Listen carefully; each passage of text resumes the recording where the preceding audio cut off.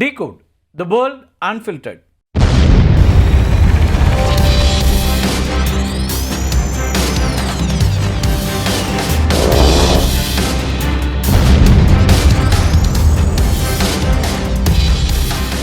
We got him. இப்படி ஒரு அறிவிப்பை தான் தன்னோட நாட்டு மக்கள்கிட்ட கொடுத்திருக்கிறாரு அமெரிக்காவுடைய அதிபர் டொனால்ட் ட்ரம்ப். இந்த அறிவிப்பின் மூலமாக அமெரிக்காவுடைய இராணுவ பலத்தை மெய்ப்பித்திருக்கிறேன் அப்படின்னு ஒரு கருத்தை கன்வே பண்ணியிருக்கிறார். ஹாலிவுட் படத்தினுடைய காட்சிகளை விஞ்சக்கூடிய அளவுக்கு 48 மணி நேரம் போராடி உலகமே அண்ணாந்து பார்க்கக்கூடிய ஒரு மிராக்கிள் ஆபரேஷனை நடத்தியிருக்கிறோம் அப்படின்னு சொல்லுது அமெரிக்க இராணுவம். அமெரிக்கா ஈரான் போர் 6வது வாரத்தை கடந்திருக்கக்கூடிய நிலையில் கடந்த வெள்ளிக்கிழமை அன்று அமெரிக்காவுடைய மிக வலிமையான F-15E ஸ்ட்ரைக் ஈகிள் இந்த விமானம் ஈரானுடைய குஜிஸ்தான் மாகாணத்தில் சுட்டு வீழ்த்தப்பட்டுச்சு.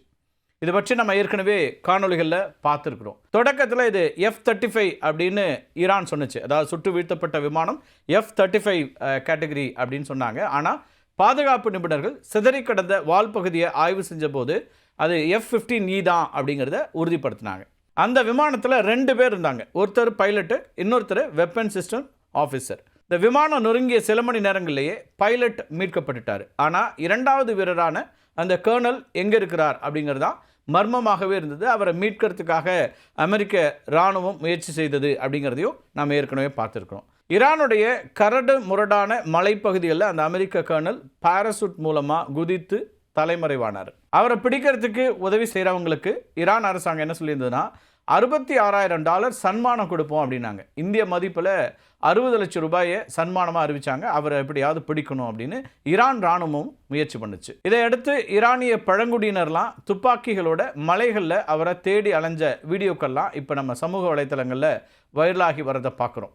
அப்படி ஒரு பக்கம் மலைவாழ் மக்களும் தேடிக்கிட்டு இருந்தாங்க, ஈரானியர்கள் தேடிட்டு இருந்தாங்க, ஈரான் இராணுவமும் அதே போல் படைகளை அனுப்பி தேடத் தொடங்கியது. இந்த அமெரிக்க வீரரை அணுவாக தேடத் தொடங்கியது இராணுவம், IRGC எல்லாம் சேர்ந்து. ஆனால் அமெரிக்கா அமைதியாக ஒரு மிகப்பெரிய திட்டத்தை தீட்டி கொண்டிருந்தது அப்படின்னு இப்போ வரக்கூடிய செய்தியை பார்க்குறோம். இங்கே தான் ஒரு ட்விஸ்ட். இந்த விவகாரத்தில் உள்ளே புகுந்தது அமெரிக்காவுடைய புலனாய்வு அமைப்பாக இருக்கக்கூடிய CIA. ஈரானுக்குள்ள விழுந்த வீரர் பத்திரமாக மீட்கப்பட்டதா சொல்லி ஒரு செய்தியை அவங்க முதல்ல பரப்புகிறாங்க. ஈரான் இராணுவத்தையும் மக்களையும் மட்டும் இல்லாமல் உலகத்தையே திசை திருப்பக்கூடிய ஒரு செய்தியாக அதை மாற்றுறாங்க. இதனால் ஈரான் இராணுவம் கொஞ்சம் குழம்பி போகிறாங்க. அப்போ அவர் மீட்கப்பட்டார்னா எப்படி மீட்கப்பட்டார் அப்படிங்கிற ஒரு குழப்பம் இருந்துச்சு. ஆனால் உண்மையில் அந்த கர்னல் தனியாக குஜிஸ்தான் மலைகளில் தான் பதுங்கியிருந்தார். அவர் அந்த நேரத்தில் என்ன பண்ணிட்டு இருக்காருன்னா தன்னோட கம்யூனிகேஷன் சிஸ்டம் மூலமாக ரகசியமாக அமெரிக்க இராணுவ தலைமையகத்தை தொடர்பு கொள்கிறார். வெள்ளை மாளிகை, பென்டகன், அது மட்டும் இல்லாமல் தளபதிகள் 24 மணி நேரமும் அவருடைய இருப்பிடத்தை கண்காணிச்சுக்கிட்டே இருக்கிறாங்க. அந்த சிஸ்டம் மூலமாக அவருடைய இந்த கம்யூனிகேஷன் எஸ்டாப்ளிஷ் பண்ணிட்டதுனால அவரை கண்காணிப்பிலேயே வச்சுருக்கிறாங்க. கடைசியில் சனிக்கிழமை இரவு ஒரு மெகா ஆப்ரேஷனை தொடங்குது அமெரிக்கா. தன்னோட இராணுவ வீரரை மீட்கணுங்கிறதுக்கான ஒரு பெரும் படையே களத்தில் இறக்குது அமெரிக்கா. 2 HH-60W ஜாலி கிரீன் 2 ஹெலிகாப்டர்கள் களமிறங்குது. வான்வழி பாதுகாப்பு அமைப்பாக இருக்கக்கூடிய A-10 வார்தாக் இந்த விமானங்களும் களமிறக்கப்படுகின்றன. F-35 ஸ்டெல்த் விமானங்கள், அதேபோல் HC-130 காம்பேட் கிங் 2 எரிபொருள் விமானம் அப்படின்னு நவீன ஹெலிகாப்டர்கள், அது மட்டும் இல்லாமல் விமானங்கள் அப்படின்னு ஆயிரக்கணக்கான வீரர்கள் இந்த மீட்பு பணியில் ஈடுபடுத்தப்படுறாங்க. இந்த மீட்பு பணியில் முக்கியமான பங்காற்றியது அப்படின்னு சொல்லணும்னா த பீஸ்ட் அப்படின்னு அவங்க செல்லமாக அழைக்கக்கூடிய இந்த ஜாலி கிரீன் 2 ஹெலிகாப்டர் தான் ரொம்ப முக்கியமான ஒரு ரோல் ப்ளே பண்ணியிருக்கு. இது பழைய பிளாக் ஹாக் ஹெலிகாப்டர்களை விட அதிக தூரம் பறக்கக்கூடிய திறன் கொண்டது.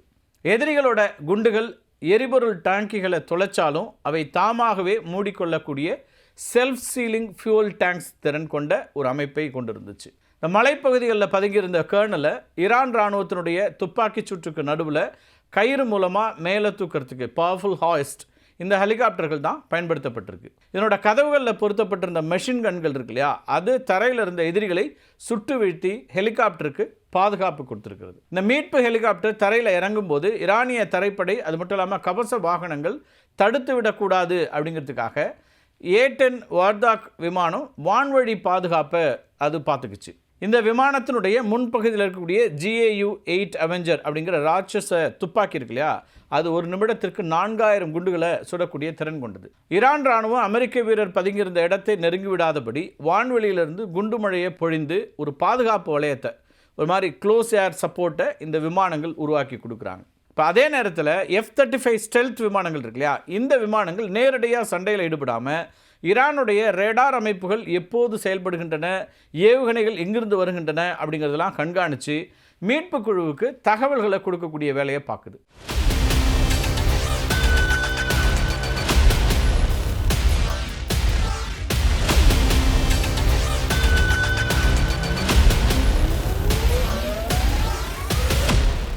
சண்டை பல மணி நேரங்களை கடந்து கொண்டிருந்த நிலையில் இந்த HC-130 காம்பாக்டிங் 2 விமானம் இருக்கு இல்லையா, இது மீட்பு ஹெலிகாப்டருக்கு தேவையான எரிபொருளை வழங்கி கொண்டிருக்குது.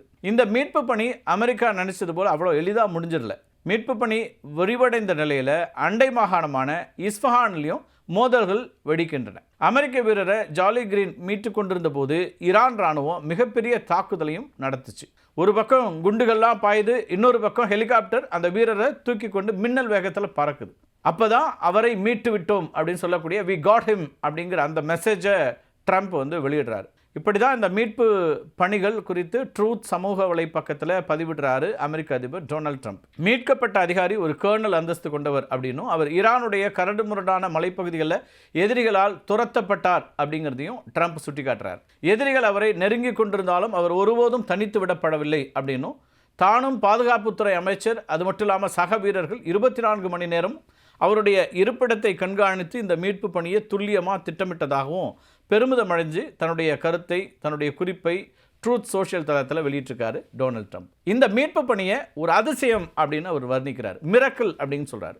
இந்த மீட்பு பணியில் மோஸ்ட் லீத்தன் வெப்பன்ஸ் பயன்படுத்தப்பட்டதாகவும் டொனால்ட் ட்ரம்ப் கிளைம் பண்ணுறார். எதிரி நாட்டு வான் பாதுகாப்பு வளையத்திற்குள்ளே புகுந்து சனிக்கிழமை ஒரு வீரரையும் ஞாயிற்றுக்கிழமை இந்த கர்னலையும் தனித்தனியாக மீட்டது அமெரிக்க இராணுவ வரலாற்றிலேயே ஒரு மைல்கல் அப்படின்னும் பெருமிதம் தெரிவிக்கிறார் டொனால்ட் ட்ரம்ப். ஈஸ்டர் தினத்தில் எதிரி நாட்டுக்குள் விழுந்த அமெரிக்க வீரரை மீட்டுள்ளதாக சொல்லியிருக்கக்கூடிய ட்ரம்ப் இந்த தருணத்தை அரசியல் கடந்து அனைத்து அமெரிக்கர்களும், அவர் என்ன குறிப்பிட்றாருன்னா, அங்கே குடியரசுக் கட்சி, ஜனநாயக கட்சியெல்லாம் இருக்காங்க இல்லையா, எல்லாரும் சேர்ந்து கொண்டாட வேண்டும் அப்படிங்கிற கோரிக்கையை வைக்கிறார்.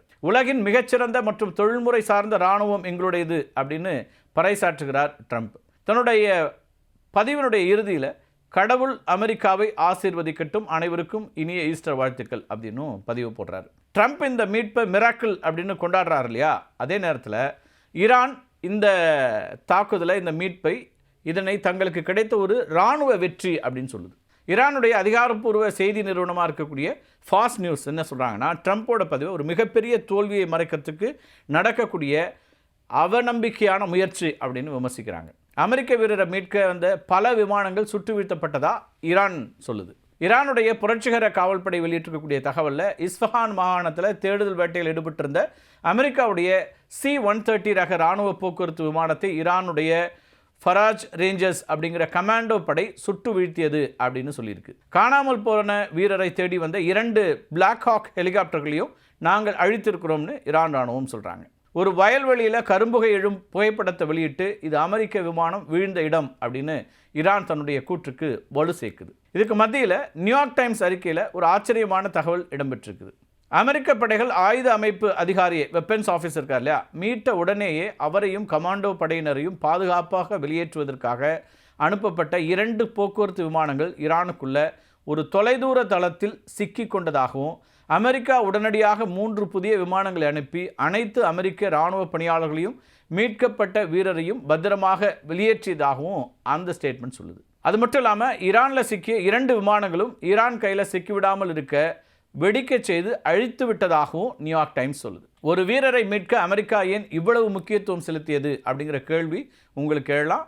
அதுக்கான முக்கிய காரணம் வியட்நாம் போர் தான். இதை பற்றி நம்ம ஏற்கனவே ஒரு காணொலியில் பேசியிருக்கிறோம். ஆனாலும் சுருக்கமாக இன்றைக்கி அதனுடைய பேக்ரவுண்ட் பார்த்தலாம். 1967ஆம் ஆண்டில் வியட்நாம் போர் உச்சத்தில் இருந்தபோது அமெரிக்க கடற்படை விமானியான ஜாக் மெக்கெயின் அப்படிங்கிறவர் தன்னுடைய A-4E ஷைஹாக் போர் விமானத்தில் வடக்கு வியட்நாமுடைய தலைநகராக இருக்கிற ஹனோய் நகருக்குள்ளே குண்டு வீசி தாக்குதல் நடத்த போகிறாரு. அப்போ வடக்கு வியட்நாம் படைகள் ஏவிய அந்த மிசைல்ஸ்னால் அவருடைய விமானம் சுட்டு வீழ்த்தப்படுது. விமானத்திலிருந்து குதிக்கக்கூடிய மெக்கைனுடைய 2 கைகளும் ஒரு காலும் உடைஞ்சு போகுது. அவர் ஹெனாய் நகரனுடைய மையப்பகுதியில் இருந்த ஒரு ஏரியில் விழுறாரு. அங்கேருந்து உள்ளூர் மக்கள், அது மட்டும் இல்லாமல் படைகளால் அவர் உடனடியாக பிடிக்கப்படுறாரு, சிறை வைக்கப்படுறாரு. மெக்கைன் சிறை வைக்கப்பட்ட ஹனாய் ஹில்டன் அப்படின்னு அழைக்கப்படக்கூடிய புகழ்பெற்ற ஹாவலோ அப்படிங்கிற சிறையில் தான் அடைக்கப்படுறாரு. அமெரிக்க இராணுவ ரகசியங்களை அவர்கிட்டேருந்து கறப்பதற்காக அவர் கடுமையான உடல் ரீதியான சித்திரவதைக்கு உள்ளாக்கப்பட்டார் பல மாதங்கள் அவர் தனிமை சிறையில் வைக்கப்படுறார். இதெல்லாம் அப்போ வியட்நாம் போர் நடந்த காலகட்டங்களில் மெக்கேன் ஒரு விஐபி கைதி அப்படிங்கிறத உணர்ந்த வியட்நாம் படைகள் என்ன பண்ணுறாங்கன்னா ஒரு தந்திரத்தை அப்போ கையாளுறாங்க. அமெரிக்காட்ட நல்ல பேர் எடுக்கும், மற்ற கைதிகளை திசை திருப்பவும் மெக்கேனை முன்கூட்டியே விடுதலை செய்கிறது அப்படிங்கிற ஒரு முடிவு போடுறாங்க. ஆனால் மெக்கேன் ஒரு வரலாற்று சிறப்பு மிக்க முடிவு எடுக்கிறார். எனக்கு முன்னால் சிறைபிடிக்கப்பட்ட மற்ற அமெரிக்க வீரர்கள் விடுதலை செய்யப்படும் வரைக்கும் நான் மட்டும் தனியாக செல்ல மாட்டேன் அப்படின்னு சொல்லி விடுதலையை அவர் நிராகரிக்கிறார். இதனால் அவர் மேலும் பல ஆண்டுகள் சித்திரவதைகளை அனுபவிக்க வேண்டியிருந்துச்சு. சுமார் 5.5 ஆண்டுகள் அவர் போர் கைதியா, பிரிசனர் ஆஃப் வார் அப்படின்னு இருந்த மெக்கேன் 1973 பாரிஸ் அமைதி உடன்படிக்கைக்கு பிறகு விடுதலை ஆகி அமெரிக்காவுக்கு திரும்புகிறாரு. சிறையில் அனுபவித்த சித்திரவதைகளால் அவரது கைகளை தலைக்கு மேலே உயர்த்த முடியாத அளவுக்கு நிரந்தரமான உடலில் அந்த சிக்கல் ஏற்படுது. மெக்கேனை வச்சு அன்னைக்கு வியட்நாம் பேரங்கள் நடத்தியது போல இன்று ஈரானும் அந்த வீரரை பிடிச்சு அமெரிக்காவை பணிய வைக்கலாம் அப்படிங்கிறதுனாலேயே டஜன் கணக்கான விமானங்கள் அனுப்பிச்சு ஈரானுக்குள்ளேயே புகுந்து 48 மணி நேரத்தில் தங்களுடைய கர்னலை மீட்டிருக்கிறது அமெரிக்கா. அமெரிக்காவுடைய அதிரடி மீட்பு நடவடிக்கை அப்படிங்கிறது வெறும் ஒரு வீரரை மீட்டெடுத்த நிகழ்வு மட்டும் இல்லை, அமெரிக்கா மற்றும் ஈரான் ஆகிய 2 நாடுகளுக்கும் இடையிலான ஈகோ யுத்தத்தினுடைய உச்சக்கட்டமாகவே இது பார்க்கப்படுது. அமெரிக்காவை பொறுத்த வரைக்கும் எங்கள் வீரரை ஒருபோதும் கைவிட மாட்டோம் அப்படின்ற தார்மீக வெற்றியாக இது பார்க்குறாங்க, கிளைம் பண்ணுறாங்க. இன்னொரு பக்கம் அமெரிக்காவுடைய நவீன விமானங்களையே எங்களால் வீழ்த்த முடியும் அப்படின்னு ஈரான் நிரூபித்திருப்பதா அது கிளைம் பண்ணுது. வல்லரசு நாடுகளுக்கே ஒரு எச்சரிக்கை மணி அப்படின்லாம் அவங்க சொல்லிக்கிறாங்க. ஒரு வீரருடைய மீட்பு அமெரிக்காவுக்கு இந்த ஈஸ்டர் தினத்தில் நிம்மதியை தந்திருக்கலாம். ஆனால் இந்த மோதலில் இரு தரப்பிலும் ஏற்பட்டிருக்கக்கூடிய விமான இழப்புகளும் நேரடி தாக்குதல்களும் வளைகுடா பிராந்தியத்தில் அமைதி என்பது இன்னும் எட்டாக்கணியாகவே இருப்பதை காட்டுகின்றன அப்படின்னு சொல்கிறாங்க அரசியல் நோக்கர்கள். இந்த மிராக்கிள் ஆபரேஷன் உலக இராணுவ வரலாற்றில் ஒரு மைல்கல்லாக பேசப்பட்டாலும் இதனுடைய விளைவாக போர் இன்னும் தீவிரமடையுமா அல்லது ஒரு உடன்படிக்கைக்கு வழிவகுமா அப்படிங்கிறத தான் நாம் பொறுத்திருந்து பார்க்க வேண்டும் அப்படின்னு நினைக்கக்கூடிய சூழலில் அமெரிக்க அதிபர் டொனால்ட் ட்ரம்ப்கிட்டேருந்து அண்மையில் ஒரு செய்தி வருது. ஒரு பதிவு அவர் போடுறாரு. அந்த பதிவு ரொம்ப முக்கியத்துவம் பெறக்கூடியதாக மாறுது. ஹார்மோஸ் நீரிணையை திறக்காவிட்டால் செவ்வாய்க்கிழமை அன்று ஈரானில் மின் உற்பத்தி நிலையங்களும் மேம்பாலங்களும் தகர்க்கப்படும் அப்படிங்கிற ஒரு எச்சரிக்கையை தான் அவர் விடுத்திருக்கிறார். இந்த எச்சரிக்கையில் இருக்கக்கூடிய வாசகங்கள் மிக கடுமையாக இருக்கின்றன. இன்னும் சொல்லப்போனால் பப்ளிஷ் பண்ண முடியாத அளவுக்கு இருக்குன்னே சொல்லலாம். அந்த வார்த்தைகளை இங்கே நம்ம பயன்படுத்த முடியாதுங்கிற அளவுக்கு கடும் விமர்சனங்களோட ஈரானுக்கு ஒரு எச்சரிக்கை கொடுத்துருக்காரு. இப்போ ஈரான் இந்த எச்சரிக்கையை எவ்வாறு கையாளப் போகிறது என்பதிலிருந்தும் அவர்கள் பதிலுக்கு அவங்க ஏதாவது செய்ய போகிறாங்களாங்கிறதும் தான் இந்த மிடில் ஈஸ்டோடைய சிக்கலை, மத்திய கிழக்கில் நடந்து கொண்டிருக்கக்கூடிய மோதலை இன்னும் பெரிதாக்கப் போகிறதா அல்லது மோதல் ஓரளவுக்காவது சரி வருமா, மோதல்லேருந்து அந்த பகுதி ஒரு அமைதியை நோக்கி திரும்புமா அப்படிங்கிற கேள்விகள் எழுந்திருக்கின்றன. மீண்டும் ஒரு காணொலியை சந்திக்கலாம் நண்பர்களே. நன்றி, வணக்கம்.